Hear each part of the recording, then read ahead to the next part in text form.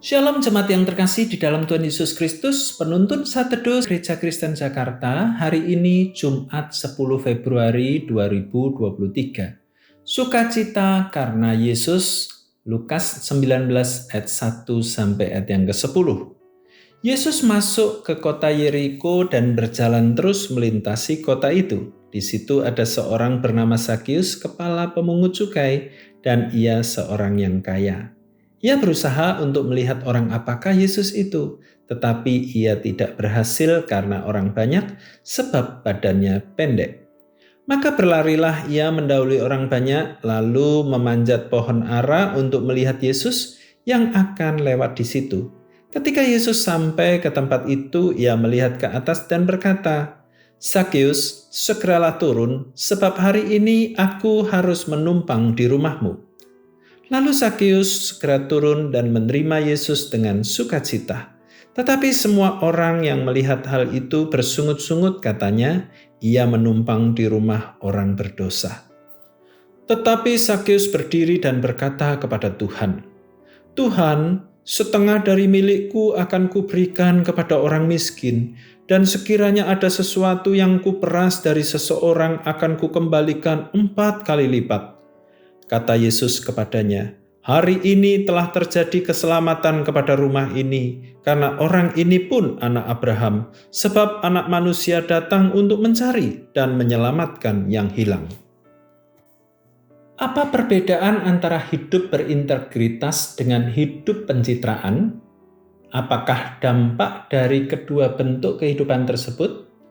Bagaimana Yesus dapat mengintervensi dan mentransformasikan hidup seseorang hingga berubah total dari hidup penuh pencitraan menjadi hidup berintegritas? Untuk menjawab pertanyaan di atas, kita akan menyoroti Zakius. Pencapaian hidup yang dimiliki oleh Zakius adalah hidup yang penuh sukacita karena Yesus. Jika Yesus sanggup mengubah hidupnya sedemikian rupa, maka ia juga sanggup mengubah hidup kita menjadi hidup yang penuh sukacita. Zakius dilihat dari aspek pencitraannya, jelas kurang memadai. Dia bekerja sebagai pemungut cukai. Pemungut cukai punya citra yang sangat buruk di mata orang Yahudi. Mereka dianggap sebagai sampah masyarakat, pendosa, koruptor, pemeras, dan lain sebagainya. Namun demikian, Zakius memiliki sisi kelebihannya, walaupun tubuhnya pendek, namun senang berusaha keras, kreatif, serta aktif. Ia mau berlari cepat dan naik pohon dengan segala upaya terbaik untuk memenuhi kerinduannya melihat Yesus. Di manakah titik balik hidupnya?